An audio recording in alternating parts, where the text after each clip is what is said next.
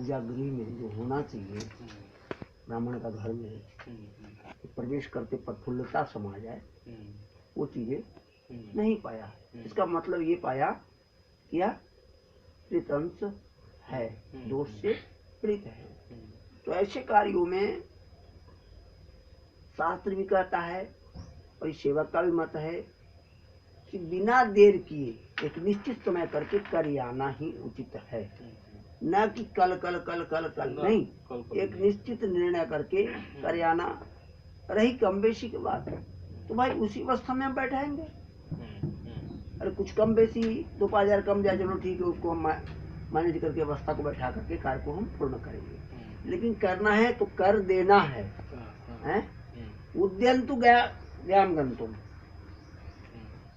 है ना, बड़ी उत्तम से जल्दी करके हृदय से और जाके गया करना ही करना चाहिए, ऐसा शास्त्र मत है।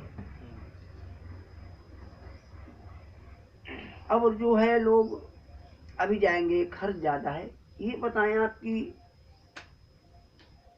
हमारा आप एक साधक व्यक्ति हैं और श्रद्धावान भी हैं और शास्त्र कर्मकांड से जुड़े भी हैं, कुल से ब्राह्मण भी हैं, तो पहला कर्तव्य कर्म का तो ब्राह्मण को ही बनता है। अब हम आगे के लिए जी की अभी खर्चा नहीं है, अब नहीं तब जाएंगे, तो मेरा तो कोई उद्यम ही नहीं है। आज नहीं है तो कल भी कहाँ से होगा। नहीं, तो यही विषय मैं कह रहा हूँ कि जैसे अकस्मात कोई रोग आ जाता है, तो जो आज है नहीं, जो रोग आ जाता है तो हम खर्च करते हैं, तो उसी रूप में जब तक न करते हैं तब तक भी यह रोग है। और ये रोग आपको नहीं, आने वाला पीढ़ियां को भी क्षति देता है, जनरेशन को, जिसका प्रत्यक्ष प्रमाण अभी कुछ आपके बालक भी हैं, दोनों बालक हैं, और यह पितृदोष और प्रेत दोष को, पितृदोष को हम प्रत्यक्ष रूप से प्रेत दोष कहते हैं, क्योंकि पितृ अर्थात पिता होता है, पिता क्यों क्रोधित हो अपने वंशज पर। तो जब वो अधोगति को प्राप्त हो जाते हैं, अधोमुखी हो जाते हैं और वो भूमंडल पर ही भ्रमण करते हैं, तब आपका घर का गंध हर लेते हैं, मानसिकता बिगाड़ देते हैं, आपके बाल बच्चे की मानसिकता बिगाड़ देते हैं। ये शास्त्रोक्त मत है और आज के भौतिकवाद में लोग इसको नहीं समझ पा रहे हैं, और जिसका पश्चाताप इतना भयावह हो जाता है, जिसका वर्णन करने का सामर्थ्य नहीं, इतना भयावह हो जाता है। हमने तो ये पाया है कि वंश का वंश नष्ट हो गया। अभी इन्हीं की बात मैं कहूँ, नहीं, मैं इनको तो समझा, और अभी हमारे पास थे गाड़ी के पास, मेरा जो अनुभव है वो बता रहा हूँ। जब बालक पैदा हुआ तो एकदम गौर वर्ण, सिर में बाल नहीं थे एक भी, बहुत सुंदर, और दिल्ली में पैदा हुआ। तो आस पड़ोस के बच्चे जो औरतें थी, मर्द थे, वो लेकर के घूमते थे इसको कान्हा कान्हा करके, मतलब इतना खूबसूरत था। लेकिन जैसे जैसी इसकी उम्र बढ़ रही है, वैसे वैसे जो है अब इनका आकर्षण भी खत्म हो गया, शरीर भी नहीं, प्रत्यक्ष दर्शन जो है, इनको प्रत्यक्ष दर्शन में मेरी बात सुनिए, आप उतना दूर नहीं जाइए। संताप दोष इसको लगा है। संताप किसको कहते हैं? चेहरा, जब जैसे भी आप बता रहे थे कि एक तपी व्यक्ति का और समर्पित व्यक्ति का चेहरा बोलता है, लेकिन संताप लग जाए, संताप कहाँ लगता है? घाट पर जाता है कोई लाश जलाने तो लोहा पानी छूता है, लोहा में संताप नाशक तत्व है, वहाँ संताप लगता है कि अरे कुछ नहीं है मेरा, अरे बड़ा हम अधीर हो गया, सब खत्म हो गया। तो ये भाव उस संताप का है। ये भाव आता है तब ये चेहरा भाव उदास हो जाता है व्यक्ति का। तो ये पैदा कौन करता है संतापक इस अवस्था में?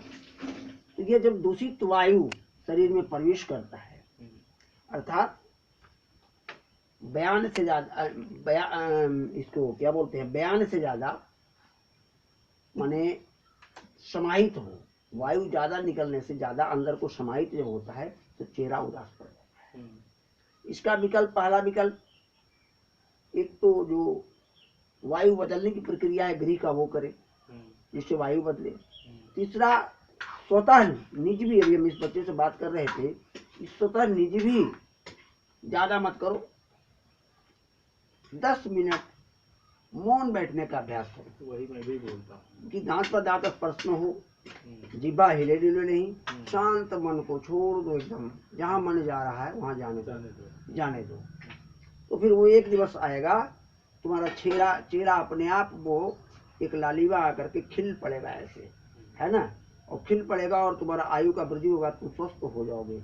कम खाओगे ब्लड ज्यादा बनेगा, और अभी ज्यादा खाओगे ब्लड कम बन रहा है। अभी यही चीज है, संताप किस बात का, जो भी है भगवान की कृपा से। आपका फिर कह रहे हैं, आपका सोच, यहाँ सोच भेद आ गया, भेद है। और ये सोच का भेद का कारण क्या है? विषाक्त वायु। ये सोच का भेद आप लाख समझाएंगे, आपको बात को नहीं समझ पाएगा, न समझता है। कारण यही है, इस बात को ध्यान रखना। नहीं सही है, तो सही है। हम भाई ये बातें तो बार बार कहते हैं, और सभी को कहते हैं कि हम ज्ञानी ध्यानी नहीं है, लेकिन भगवान ने जो प्रसाद दिया है कि लोगों को चेहरा देखना, शरीर का गंध देखना, गिरी का गंध महसूस हो जाना, अपने आप जिसको हमने पढ़ा नहीं वो नारायण कृपा मान लीजिए। और जो भी मैं बोलता हूँ उनकी कृपा से, मुझे ऐसा कुछ नहीं, और मैं समझिए कि ठेपा मार दूँ, वही कुछ भी गुरु सेवा वगैरह किया है।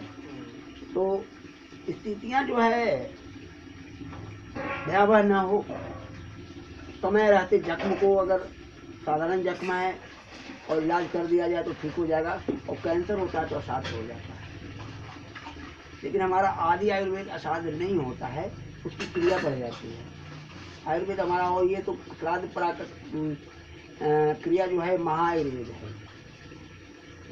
श्राद्ध का जब निर्माण हुआ, सबसे पहले तर्पण, पिंड बाद में आया आकार, ये प्रश्न चल रहा था एक आदमी से। लेख पहला इलाज कौन सा था पृथ्वी पर? तो स्वर। ये भगवान कन्हैया ने कहा है गीता जी में कि शाम वेदमय हो। गायन वो भी एक इलाज है, राग मल्हार गा करके इन्हें वर्षा तक करा देना, अनेक रोग पत्थर को पिघला देना राग से। इस शब्द जो है एक इलाज था प्रारंभिक। बाद में शब्द रूपी श्राद्ध और सामग्री जो जड़ी बूटी का मिलन है, मैं अभी आपको एक पुस्तक दर्शन कराऊंगा, नाम गुण हम रखे हैं साथ में।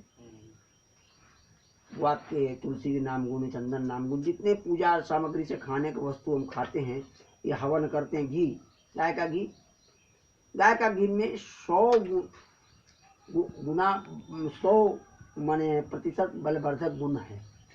लेकिन जब उसका दीपक जलाते हैं, आहुति करते हैं, तो उसमें से जो उसका ऊर्जा निकलता है धुआं, वो 1000 गुना उसका बलवर्धक तत्व को बढ़ा देता है। तो शरीर के रोम से समाहित होकर के आपको ऊर्जावंतित कर देता है।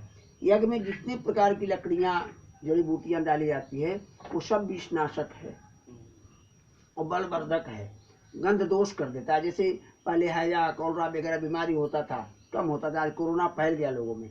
क्या हमने एक दिन लाइफ में कहा था कि मात्र हर एक योजन पर एक यज्ञ करें। जिस जगह यज्ञ होगा उसका 1 योजन तक के कोई कोरोना मार नहीं करेगा, सब स्वस्थ हो जाएगा। आप ये आभास क्यों होंगे, यहाँ यज्ञ पूजा होता है, कोई गांव में हो रहा है, लगातार नित्य कीर्तन चल रहा है, तो आप जाएंगे कुछ देर तक देखेंगे कि गंध नहीं है, लेकिन कुछ देर गांव में क्षेत्र में प्रवेश करेंगे तो कहेंगे वो बड़ा आनंदमय जगह है। तो यज्ञ अपना ऊर्जा छोड़ता है उतने इलाका तक, 1 योजन तक के अगर यज्ञ करते हैं। तो आज यज्ञ की कमियां हुई, यह कम चुका है, और एक यज्ञ हो भी रहा है तो स्वर्ग और ऋचा ध्वनि का कमी हो गया है, जिसका कंपन पैदा नहीं कर रहा है, और वायु शुद्ध नहीं कर पा रहा है। वायु अशुद्ध होता है तो जल अशुद्ध होगा, जल अशुद्ध होगा तो जल जीव चेतन सब नष्ट हो जाएंगे। कहता है सनातन, सना और तना, तना माने सूक्ष्म, अति सूक्ष्म, और तना माने फैलाव बहुत बड़ा। लेकिन इसको हम समूचे को सिमटने के कोशिश में लगे हैं, लेकिन सिमटाने वाला नहीं है। ये सनातन ऐसी चीजें हैं, इतना सूक्ष्म है कि आप उसको पकड़ भी नहीं सकते, स्पर्श भी नहीं कर सकते हैं। आप कह रहे हैं यज्ञाचार्य, यज्ञ सम्राट, व्याकरणाचार्य, व्याकरणाविद अनेक वर्णन कर रहे हैं, लेकिन उसको आप उस सनातन को, उस तना को स्पर्श भी नहीं कर पा रहे हैं। तना को पकड़े, ऊपरी भाग भाव रटा रटाया कथाएं कहने से ये चक्र और ये निवारण नहीं होता। रह गई बात देवकार और पितृकार, कल चर्चा हो रहा था देवकार और पितृकार। तो देव तो मात्र देवता भाव से प्रसन्न हो जाते हैं, क्योंकि पितृ के लिए भाव और मंत्र दोनों शुद्ध चाहिए, भाव समर्पित चाहिए और मंत्र की शुद्धि चाहिए, उच्चारण। मंत्र में वो तत्व है जो उनको ऊर्ध्वगामी में बल पड़ेगा। वो पिंड एक आकार है, पिंड एक आकार है, सुधा नाम प्राण है, तीर्थ भवसागर पार कराने वाला है, सबका जो स्वावेश होता है। तो वो आत्मा जिसको आकार मिला है, अधोमार्गी है, उसको पूरा क्रिया कर करके ऊर्ध्वमार्गी करा देते हैं। हम जब गया की चर्चा करते हैं और जो लोग हैं अन्य अन्य लोग अनेक मतांतर, केवल दो घूंट और दो ये जगह, बाकी बालकों को जरूरत नहीं। मतांतर भेद है, लेकिन बड़ा आनंद की बातें हैं कि गया जी की में अपना जन्म हुआ और गयापाल कुल में हुआ, और मैं वही मार्ग को आज भी पकड़ा हूँ उनकी सब पूर्वजों की कृपा से। तो मैं जहाँ तक श्राद्ध और गया की बातों को समझा, अभी जैसे आप कहें कि कुछ क्षेत्र में है, अनेक जगह चावल छिट के चलो, अनेक घर घर घूमो, या कुल देवी के जाओ गांव छोड़ करके, आपको कई तीर्थ जाओ, पूरे भंडारा करो, ऐसा नहीं, भागवत करो जरूरी है सब, ऐसा नहीं। आप कोई फिर से बनाओ।